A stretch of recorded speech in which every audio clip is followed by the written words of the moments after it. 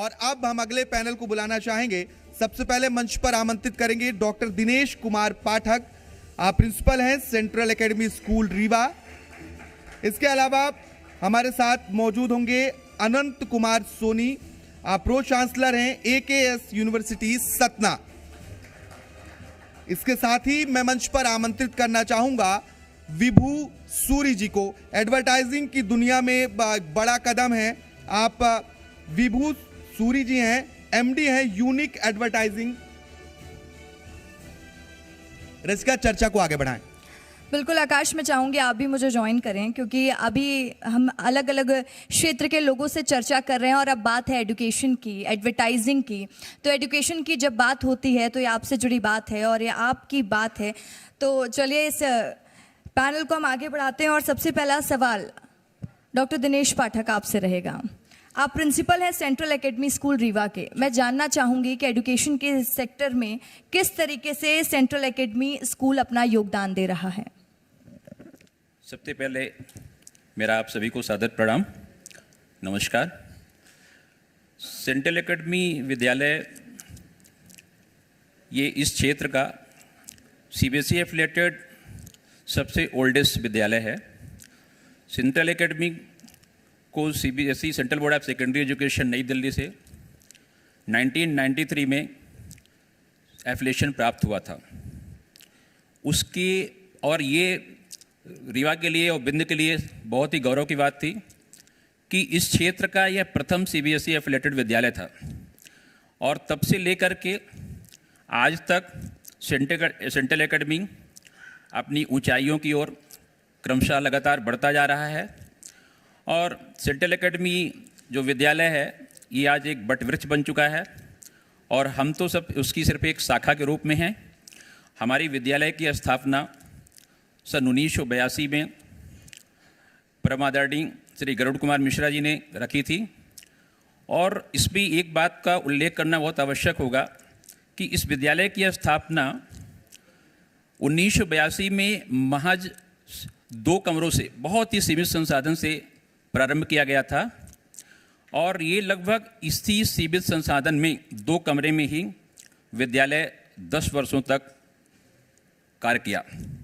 इसके बाद 1992 में सिविल लाइन स्थित NCC ऑफिस के बगल में विद्यालय अपने नवीन भवन में प्रतिस्थापित किया और तब से लेकर के आज तक विद्यालय इसी नवीन प्रांगण में संचालित हो रहा है। मेरा सवाल है अनंत कुमार जी से। AKS यूनिवर्सिटी देश के अलग अलग राज्यों से 8000 स्टूडेंट्स आज यहाँ पर पढ़ रहे हैं। न सिर्फ विंध्य बल्कि महाकौशल। विंध्य और महाकौशल क्षेत्र की अपने आप में एक अलग तरीके की बड़ी यूनिवर्सिटी है। क्या क्या सुविधाएं अभी एजुकेशन के सेक्टर में, अगर हम AKS यूनिवर्सिटी की बात करें, तो स्टूडेंट्स को मिल पा रही हैं? मैं बात करूं यदि नेशनल लेवल पर, तो जो सुविधाएं सभी विश्वविद्यालयों में जो नेशनल लेवल पर है वो सभी मध्य प्रदेश में सतना में उपलब्ध हैं।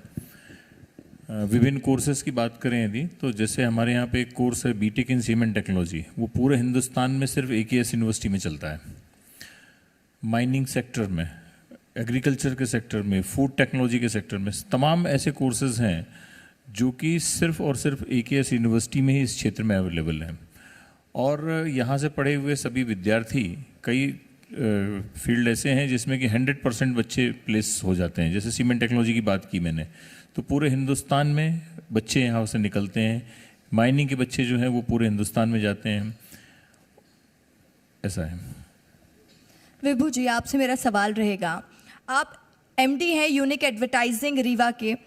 एडवर्टाइजमेंट को लेकर अभी भी लोगों में जागरूकता की कमी है। लोग समझ नहीं पाते हैं कि एडवर्टाइजमेंट क्या है, किस तरीके से हमें एडवर्टाइजमेंट कराना है, या फिर लोग खुद ही चले जाते हैं। उनको पता नहीं होता कि कोई एजेंसी भी होती है इन बिटवीन, एक PR के तौर पर जो काम करते हैं। मैं जानना चाहूँगी कि किस तरीके से यूनिक एडवर्टाइजिंग एजेंसी काम कर रही है।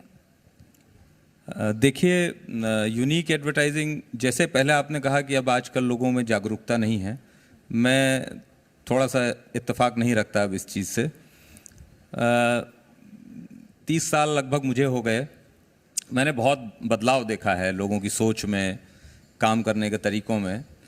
पहले जो पॉलिटिकल व्यक्ति होते थे वो अपने विज्ञापन, चाहे वो न्यूज़पेपर में छपें या होर्डिंग्स लगें, वो सिर्फ भेज देते थे एक फॉर्मेट बना के।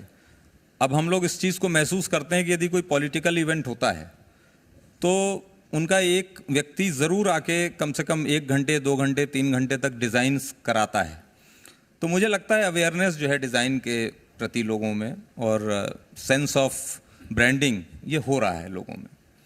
तो बदलाव तो बहुत हुआ, हम लोगों ने जब शुरू किया तब से आज तक में लगातार चीज़ें अच्छी हो रही हैं।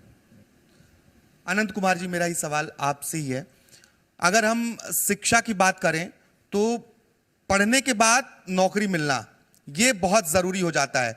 AKS यूनिवर्सिटी में अगर हम बात करें तो प्लेसमेंट के क्या आधार हैं, कैसा प्लेसमेंट रहता है हर साल? देखिए, प्लेसमेंट का आधार पहले तो हम उनकी ट्रेनिंग करते हैं और उसके बाद में उसका सिलेक्शन करते हैं कि कौन बच्चे उसके लिए एलिजिबल हैं प्लेसमेंट के लिए। क्योंकि यदि हम ये मानें कि 100 बच्चे यदि किसी क्लास में 60 स्टूडेंट्स हैं किसी क्लास में, तो 60 स्टूडेंट्स भी अलग अलग कैटेगरीज के होंगे। कुछ जो टॉप जगह पे जा सकते हैं, कुछ मीडियोकर्स में हो सकते हैं और कुछ को और भी ट्रेनिंग की आवश्यकता होती है। तो ये कंटिन्यूस प्रोसेस रहती है। लेकिन मैंने एक देखा है कि हमारे यहाँ विश्वविद्यालय से लगभग 100%, तो मैं नहीं कह सकता, लेकिन 80-90% बच्चे जो है वो कहीं ना कहीं प्लेस हो जाते हैं। 80-90% ये आंकड़ा कम नहीं? कुछ जगह पर 100% भी है। कुछ जैसे सीमेंट टेक्नोलॉजी है, माइनिंग है, फूड है, इनमें 100% प्लेसमेंट है। एग्रीकल्चर है, उसमें 100% प्लेसमेंट है। तो अलग अलग सेक्टर्स में डिपेंड करता है और डिपेंड करता है कि उसकी डिमांड भी। जैसे अभी AI का बहुत अच्छा स्कोप है, उसके बच्चे हम तैयारी कर रहे हैं, 1-2 साल में उसके बच्चे निकलेंगे, तो उनकी तैयारी बहुत इम्पॉर्टेंट है। और उसके साथ साथ में सिर्फ प्लेसमेंट नौकरी के लिए ही नहीं होता। प्लेसमेंट का मतलब है सेल्फ एम्प्लॉयमेंट भी है, इंटरप्रेन्योरशिप भी है। तो हम उसकी पढ़ाई ऐसी कराते हैं कि वो इंटरप्रेन्योर भी हो सके और प्लस यदि कहीं सर्विस सेक्टर में जाता है तो वो सर्विस भी पा सके, ये व्यवस्था है। बिल्कुल, जैसे कि आपने कहा, और ये विंध्य के लिए बड़ी सौगात है, क्योंकि ये विंध्य के बच्चों को जब गवर्नमेंट कॉलेज नहीं मिले, माइनिंग सेक्टर में हो, एग्रीकल्चर के फील्ड में हो, तो वो बच्चे अब निराश नहीं होंगे क्योंकि उनके पास ऑप्शन है AKS यूनिवर्सिटी का। डॉक्टर दिनेश, मेरा सवाल आपसे रहेगा, एजुकेशन के सेक्टर में विंध्य की तस्वीर कितनी बदली और क्या चुनौती आप देखते हैं यहाँ पर? बहुत अच्छा क्वेश्चन है आपका। दरअसल मैं बताना चाहूँगा कि एजुकेशन के क्षेत्र में जब 93 में मेरा विद्यालय सेंट्रल एकेडमी CBSE से एफिलिएशन मिला था उसको, उस समय ये एकमात्र प्राइवेट स्कूल में की कैटेगरी में एकमात्र विद्यालय था।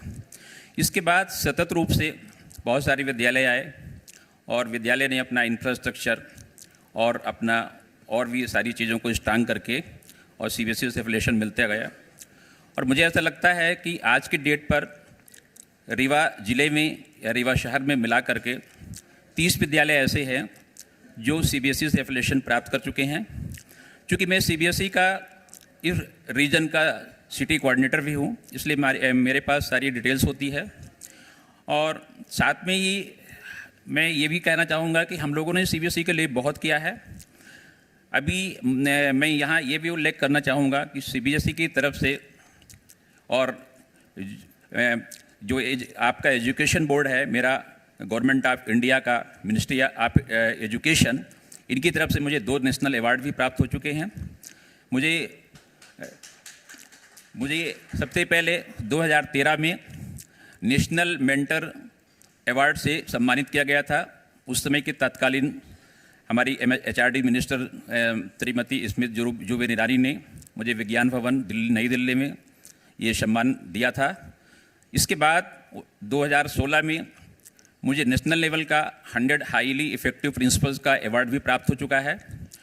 और हमारे विद्यालय को उत्कृष्ट शिक्षा के क्षेत्र में उत्कृष्ट प्रदर्शन के लिए अटल गौरव अवार्ड, विंध्य प्राइड अवार्ड, इस प्रकार के अनेकों प्रकार के अवार्ड से सम्मानित किया जा चुका है। तो हम लोगों ने शिक्षा के क्षेत्र में बहुत सारा अच्छा काम किया है। और हमारे साथ में जो हमारे सहयोगी विद्यालय हैं, क्योंकि मैं सिटी कोऑर्डिनेटर हूँ, मॉनिटर और मेंटर का भी काम करता हूँ, CBSE ने डिप्यूट किया है मुझे, तो मेरी लगभग सभी स्कूलों में विजिट होती है, जिसमें जो बेस्ट प्रैक्टिसेस होती हैं उस बेस्ट प्रैक्टिसेस को हम शेयर करते हैं दूसरे विद्यालयों में और उसको प्रॉपर एक्सिक्यूट करवाते हैं। एक्यूट हो रहा है कि नहीं हो रहा है, इम्प्लीमेंट हो रहा है कि नहीं हो रहा है, और इस तरह से पूरी मॉनिटरिंग और मेंटरिंग करके और शिक्षा का क्षेत्र यहाँ पर काफ़ी सुधर रहा है, लोगों में अवेयरनेस आया है, स्टूडेंट भी अवेयर हुए हैं। विभू सूरी जी, मेरा सवाल आपसे है, कहते हैं कि जो दिखता है वो बिकता है, और इस ध्येय वाक्य पर आप बहुत खरे, आपका बिजनेस उतरता है। आपने पहले ऑटो पार्ट्स का बिजनेस शुरू किया, उसे छोड़ दिया, 5,000 की पूंजी, आज करोड़ों का टर्नओवर। बहुत रिस्क है इस बिजनेस में, कैसे सक्सेसफुल हुआ? सक्सेसफुल सबसे पहले ईश्वर का मतलब आशीर्वाद, माता पिता का आशीर्वाद, और मेरा ये बहुत पहले, मैंने बहुत 10th क्लास में था तब मैंने ये डिसाइड किया था कि मुझे नौकरी नहीं करनी है। तो तब से वो मेरा एक जो लक्ष्य बना हुआ था, उस लक्ष्य पे मैं धीरे धीरे चला, और आप मेरा ग्रेजुएशन के बाद, और मैं इंजीनियरिंग मैंने की हुई है, तो मेरे परिवारजन चाहते थे, चूँकि बैकग्राउंड हमारा सब नौकरी का था, मेरे फादर प्रोफेसर थे, तो वो चाहते नहीं थे मन से कि बहुत बिजनेस में हम लोग इन्वॉल्व हों या जाएं। लेकिन मेरा ध्येय ये था कि मुझे बिज़नेस ही करना है, तो मैंने पढ़ाई के बाद कहीं अप्लाई किया नहीं। तो मैं एक सूत्र वाक्य पे अपने चलता रहा कि महत्व जो है वो मंजिल का है और कदमों की लंबाई का नहीं है। तो मैं छोटे छोटे कदम लेके अपनी तयशुदा जो मंजिल जो मैंने सोच रखी है या मैं जहाँ जाना चाहता हूँ, वो मैं धीरे धीरे बढ़ता रहा। ऊपर वाले का आशीर्वाद था, मेरे माता पिता का मुझ पर स्नेह था, आशीर्वाद था। मुझे ये कहने में भी बहुत गर्व है कि मेरे साथ जो लोग जुड़े हैं, एसोसिएट हैं मेरे साथ, मेरे कर्मचारी या मेरे साथ में जो मेरे कलीग्स हैं, उनका मुझे बहुत सहयोग रहा, क्योंकि ये business man power based business है और बिना उनके सहयोग के मैं कर नहीं पाता ये। आनंद जी, मेरा सवाल आपसे रहेगा, AKS यूनिवर्सिटी विंध्य नहीं, माँ कौशल के लिए भी एक प्राइवेट यूनिवर्सिटी में सबसे बड़ी यूनिवर्सिटी के तौर पर AKS यूनिवर्सिटी जानी जाती है। अलग अलग डिपार्टमेंट के बारे में आपने जानकारी दी कि एग्रीकल्चर और माइनिंग में ज़्यादा स्पेशलिटी है और बच्चे आते हैं। मैं जानना चाहूँगी कि क्या मध्य प्रदेश के बच्चे ही यहाँ पर पढ़ने आते हैं या फिर देश भर के या अलग अलग क्षेत्र के? नहीं, पूरे मध्य प्रदेश के बच्चे हैं, 17 स्टेट्स के बच्चे हैं, नेपाल से बच्चे हैं, अंडमान निकोबार से बच्चे पढ़ने आते हैं। तो अभी लगभग पूरा हिंदुस्तान वहाँ पर दिखाई देता है। बिल्कुल, तो पूरा हिंदुस्तान वहाँ पर पढ़ रहा है। किस तरीके से आप लोगों के लिए भी ये चुनौती होती है, क्योंकि देखिए अलग अलग स्टेट से कैसे ये मैनेजमेंट AKS यूनिवर्सिटी कर रहा है? जब आप अच्छे ध्येय के साथ में किसी कार्य को करते हैं तो कहते हैं सारी कायनात आपकी सहायता करती है। वैसे ही हमको फैकल्टीज़ भी मिलती हैं जिनके बारे में मैं कभी सोच नहीं सकता था कि ये लोग यहाँ आकर के पढ़ा सकते हैं। हमारे माइनिंग में डीन हैं डॉक्टर GK प्रधान, वो माइनिंग के क्षेत्र का जो सब हिंदुस्तान का भारत रत्न कहलाता है, एक अवार्ड है, वो उनको मिला हुआ है। हमारे यहाँ सीमेंट टेक्नोलॉजी के डायरेक्टर हैं, जो एशिया का बिगेस्ट इंस्टीट्यूशन है NCCBM, national council for cement and building materials, उसके डिप्टी डायरेक्टर थे, वो हमारे यहाँ पे डायरेक्टर हैं। जो हमारे वाइस चांसलर हैं अभी, वो औरंगाबाद यूनिवर्सिटी के वाइस चांसलर थे, और जो UGC चेयरमैन के लिए जो 3 लोगों का नाम चल रहा था उसमें उनका नाम था। तो ऐसे ऐसे एमिनेंट लोग जो हैं वो सतना में आकर के अपने कंट्रीब्यूशन दे रहे हैं। मेरे सवाल दिनेश कुमार जी आपसे है। 40 सालों का आपका सफर है, कई अवार्ड हैं। अब शिक्षा के क्षेत्र में विंध्य की बात करें तो आप तस्वीर कितनी हुई बदली हुई देखते हैं इन 40 सालों में, और आगे का क्या विजन है आपका? मेरा बीइंग सिटी कोऑर्डिनेटर, मेरे पास थोड़ी सी रिस्पॉन्सिबिलिटी भी है, क्योंकि CBSE स्कूल्स की जो एक्टिविटीज़ है उसको टेकल करने की रिस्पॉन्सिबिलिटी मुझे CBSE ने दिया है, और पूरे ट्रस्ट के साथ, पूरे विश्वास के साथ। तो मेरा ख्याल है कि 40 साल में मैं थोड़ा सा एक सेकंड अपनी स्कूल का उल्लेख करना चाहूँगा कि मैं यहाँ पर ये बहुत गर्व के साथ कहना चाहता हूँ कि पिछले कंटिन्यूसली 12 ईयर से मेरे विद्यालय में जो रिजल्ट था बोर्ड क्लासेस का, क्योंकि किसी भी विद्यालय का जो रिकॉग्निशन होता है उसका स्तर का पता चलता है वो उसके बोर्ड की क्लास के रिजल्ट से, और उसके आउटगोइंग नीट के एग्जामिनेशन में क्या सिलेक्शन रेट हैं, JEE मेंस में क्या सिलेक्शन रेट हैं, IITs में क्या सिलेक्शन रेट्स हैं, इससे उसके स्तर का हम पता लगाते हैं, रिकॉग्नाइज करते हैं। तो सबसे पहले मैं बोर्ड के एग्जामिनेशन का बताना चाहता हूँ। बोर्ड के एग्जामिनेशन में हमारे यहाँ पिछले 12 वर्ष से 100% रिजल्ट विथ क्वालिटी था। और मैं अभी आपको बता रहा हूँ कि इस वर्ष की परीक्षा जो हमारी 2022 की परीक्षा थी, उसमें हमारे यहाँ का स्टूडेंट 12th क्लास में 97.4% लेकर के और वो विद्यालय में टॉप किया। इसी तरह से 10th क्लास में भी 95.54 लेकर के दूसरी एक बच्ची ने टॉप किया। ये बताने का हमारा सिर्फ मतलब ये है कि हम लोग एक प्लानिंग से काम कर रहे हैं। आज बच्चे में टेंशन भी बहुत हो रहा है, पेरेंट की एक्सपेक्टेशन बहुत ज़्यादा है। पेरेंट की एक्सपेक्टेशन होना लाजमी है। लाजमी इसलिए है कि आज हमारा जो कंपटीशन लेवल है उसका स्तर जो है बहुत हाई हो चुका है और हमें बच्चे से एक्सपेक्ट तो करना ही पड़ेगा, बट उसके कैलिबर को हम पहचानें, आइडेंटिफाई करें कि एक बच्चे के अंदर कितना कैलिबर है, उसके बाद हमें उसके एक्सपेक्टेशन रखनी चाहिए। आप आजकल देख रहे हैं कोटा में, अभी हम एक दिन न्यूज़पेपर में पढ़ रहे थे, आप लोग भी देख रहे थे कि एक साल के अंदर लगभग 25 से 30 बच्चों ने सुसाइड कर लिया। ये सिर्फ ओवर एक्सपेक्टेशन का रीजन है। तो हमें एक बेहतर प्लानिंग चॉक आउट करके और एक बेहतर तरीके से बच्चों को stress free, tension free education के बारे में हमें सोचना पड़ेगा। जरूरी। विभू जी, आपसे मेरा सवाल रहेगा, यूनिक एडवर्टाइजिंग, ये यूनिक आइडिया कहाँ से आया आपको कि नाम यूनिक एडवर्टाइजिंग ही रखा आपने? यूनिक एडवर्टाइजिंग नाम तो ऐसे ही रख लिया, मतलब बहुत ज़्यादा उसमें बहुत सोचा नहीं था। बट हाँ, जब हमने ऑटो पार्ट्स का व्यवसाय मैं करता था, धीरे धीरे मुझे समझ में आया कि ये मेरे मूड का व्यवसाय नहीं है, मेरे मूड से मेल नहीं खाता है। तो हम लोग थिएटर से जुड़े हुए थे उन दिनों, तो थिएटर में रेगुलर जब रिहर्सल के बाद एक कॉफ़ी पीने या चाय पीने हम लोग कॉफ़ी हाउस में इकट्ठा होते थे। तो वहाँ ऐसी बातें चली और मित्रों ने सबने बात किया, तो विज्ञापन का ये सोचा हम लोगों ने कि शायद विज्ञापन का जो अगले 10-15 सालों में व्यवसाय जो है वो बढ़ेगा, क्योंकि प्रतिस्पर्धा बढ़ रही है व्यवसाय में भी। उन दिनों होर्डिंग्स या आउटडोर का चलन यहाँ पे नहीं था, तो हम लोगों ने शुरुआत करी थी जो रिक्शों में विज्ञापन चलते थे, लोग जूतों के दुकान के, कपड़ों की दुकान के, ज़्यादातर उस समय पिक्चर्स के भी जो प्रचार होता था वो रिक्शे पे अनाउंसमेंट करते हुए जाते थे, साइकिल रिक्शा पे। तो चूंकि थिएटर से हम लोग जुड़े हुए थे, वॉइस मॉड्यूलेशंस और बाकी चीज़ें थोड़ी बहुत समझ थी, तो हम लोगों ने वहाँ से शुरू किया मैंने उसको, और छोटे छोटे दुकानदारों से बात करके और महज 200 रुपये, 300 रुपये, 400 रुपये में उनके एडवर्टीज़मेंट बनाना, और बनाते हुए धीरे धीरे धीरे जब अपन चलते हैं तो रास्ते अपने आप दिखते चलते हैं, तो वो रास्ते बनते गए, दिखते गए, तो नई नई चीज़ें उसमें हम लोग ने ऐड करी। अनंत कुमार जी, AKS यूनिवर्सिटी सतना को House of Lord award British Parliament द्वारा दिया गया सोल ऑफ इंडिया अवार्ड। ये देखिए, इसके अलावा 2023 का जो सर्वे रहा है आउटलुक का, उसमें इंडिया की 23वीं बेस्ट प्राइवेट यूनिवर्सिटीज में इन्हें पाया गया।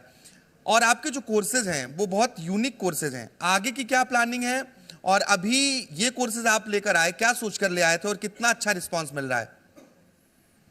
जो वर्तमान कोर्सेज हैं उनके बारे में जी। वर्तमान जितने कोर्सेज हैं वो सभी हमने इस हिसाब से प्रारंभ किए कि जो फ्यूचरिस्टिक है, नंबर 1, नंबर 2 कि हमारे क्षेत्र में क्या आवश्यकता है। हम सीमेंट हब में बैठे हुए हैं, और सीमेंट हब में यदि हम सीमेंट टेक्नोलॉजी का कोर्स स्टार्ट करते हैं तो हमारे बच्चों को यहाँ पर सबसे पहले एम्प्लॉयमेंट मिलेगा, और उसके लिए हमें बहुत जागृति करने की आवश्यकता नहीं होगी। और उस लैकुना भी है, सॉरी गैप भी है कि बीच में डिमांड एंड सप्लाई का गैप था, वो देख करके माइनिंग इस क्षेत्र का ही एरिया है।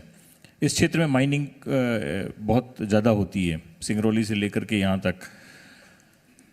एग्रीकल्चर बेल्ट में हम बाकी जो कोर्सेज हैं वो एग्रीकल्चर से रिलेटेड, फूड है, एग्रीकल्चर इंजीनियरिंग है, ऐसे सारे कोर्सेज डिमांड को देखते हुए और लोकल नीड को देखते हुए हमने डिज़ाइन किए। फिर इसमें हमने बहुत सारे लोगों का इनपुट भी लिया। जैसे हमने बायोटेक्नोलॉजी का जो कोर्सेज चालू किया, बायोटेक्नोलॉजी में भी बीटेक स्टार्ट किया, जो कि यहाँ पर आज पूरे मध्य प्रदेश में शायद नहीं है, बीटेक इन बायोटेक्नोलॉजी कोर्स, वो हमने स्टार्ट किया। फार्मेसी में भी हम ही हैं पूरे इस विंध्य क्षेत्र में, जो फार्मेसी का कॉलेज भी हमने सबसे पहले स्टार्ट किया था।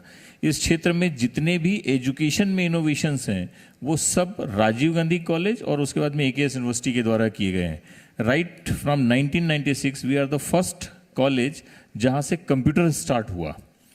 1996 से लेकर के अभी तक की जर्नी हमने एक कंप्यूटर से स्टार्ट की थी और आज ये पूरा वटवृक्ष बन गया। इस दौरान बहुत सारे इनपुट्स होते रहे, जैसे मैंने भी बताया कि हमारे जो वाइस चांसलर हैं वो अभी यहाँ से हैं। जो हमारे फर्स्ट वाइस चांसलर थे वो हार्वर्ड यूनिवर्सिटी से थे। जो हमारे सेकंड वाइस चांसलर थे वो रशिया से उनकी एजुकेशन हुई थी माइनिंग में। तो लीडर कौन है इस पर भी बहुत सारी डिपेंड करता है कि उसका एजुकेशन का डायरेक्शन किस दिशा में जाएगा। तो हमेशा से हमारी कोशिश रही है कि बेस्ट लोगों के हाथ में जब कमान आप देते हैं तो बेस्ट आउटपुट आता है और डिमांड का ध्यान रखना है। अभी हमने जो कोर्सेज स्टार्ट किए, जो AI, artificial intelligence, machine learning, data sciences, ये फ्यूचरिस्टिक डिमांड बहुत तेज़ी से वर्ल्ड चेंज हो रहा है, उसको ध्यान में रखते हुए किया। एट द सेम टाइम हम परफॉर्मिंग आर्ट का भी कोर्स स्टार्ट कर रहे हैं। अभी इसी सत्र से स्टार्ट हुआ है परफॉर्मिंग आर्ट्स में। हॉर्टिकल्चर पूरे इस रीजन में कहीं पे भी ग्रेजुएशन लेवल पे हॉर्टिकल्चर नहीं है, वो हम अभी चालू कर रहे हैं। तो हमेशा हमारा ये ध्यान रहा है कि यूनिवर्सिटी विद डिफरेंस, जो हमारी पंचलाइन है कि हमको यूनिवर्सिटी बनाना है लेकिन कुछ अलग हट करके। उसी का परिणाम है कि हमारे जो बच्चे हैं उनका प्लेसमेंट इतना ज़्यादा है, उसी का परिणाम है कि रिकॉग्निशन है, और उसी का परिणाम है कि हिंदुस्तान पर राज करने वाली सत्ता उसकी संसद में तिरंगा फहरा करके, तिरंगा लगा करके हम लोगों ने अवार्ड लिया था। और उस समय मुझे इतना प्राउड फील हुआ कि हिंदुस्तान के लोग वहाँ पर संसद में जा करके और वहाँ पर अवार्ड लेना अपने आप में बड़ी एक रिकॉग्निशन थी। आप तीनों का बहुत बहुत शुक्रिया हमारे खास कार्यक्रम में जुड़ने के लिए। मैं आप तीनों से अनुरोध करूंगी मंच पर बने रहिए। ओवर टू यू आकाश। चाहे शिक्षा की बात हो, चिकित्सा की बात हो या अन्य क्षेत्रों की बात हो, विंध्य हर क्षेत्र में आगे बढ़ रहा है। मैं चाहूंगा जी मध्य प्रदेश छत्तीसगढ़ की सीनियर एंकर रसिका, आप इन तीनों शख्सियत को सम्मानित करें। Doctor Dinesh Kumar Pathak, central academy school Rewa के प्रिंसिपल हैं आप, शिक्षा के क्षेत्र में बेहतर काम किया है। इसके अलावा मैं चाहूंगा Anant Kumar Soni, pro chancellor AKS university Satna, अपने आप में एक बड़ा नाम। AKS यूनिवर्सिटी सतना को House of Lords British Parliament द्वारा सोल ऑफ इंडिया अवार्ड से भी सम्मानित किया जा चुका है। विभू सूरी जी, आप MD हैं यूनिक एडवर्टाइजिंग रीवा। एडवर्टाइजिंग की दुनिया में अपना बड़ा नाम बनाने वाले और एक प्लेटफॉर्म मुहैया कराया है इन्होंने, क्योंकि कहा जाता है कि जो दिखता है वो बिकता है। तो ये बहुत अहम भूमिका है। और भी मेहमान हैं, उनसे भी चर्चा करेंगे, बातचीत करेंगे, क्योंकि विंध्य तेजी से आगे बढ़ रहा है और जी मध्य प्रदेश छत्तीसगढ़ के इस मंच के जरिए हमने उन प्रतिभाओं को, उन शख्सियत को जिन्होंने विंध्य में किसी भी सेक्टर में बेहतर काम किया है, विंध्य को आगे बढ़ाया है, उनके साथ बातचीत कर रहे हैं।